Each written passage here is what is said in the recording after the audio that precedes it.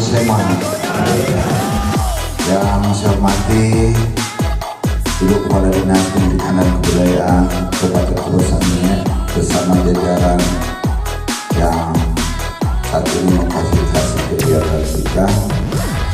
Yang saya hormati Bapak Ibu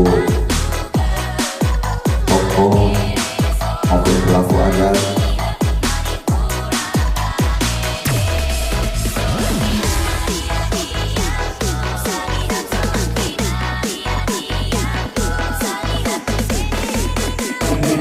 saat ini dengan Bapak Ibu tanggal rangkaian acara pembukaan kita di saat ini. Dan sampaikan terima kasih kepada Pak Sekda yang telah memberikan sambutan sekaligus membuka kegiatan di saat ini. Sampaikan terima kasih kepada Bapak Pendidikan ini dan kepada Bapak Ibu tokoh adat, pelaku adat, dan akademisi yang terlibat dalam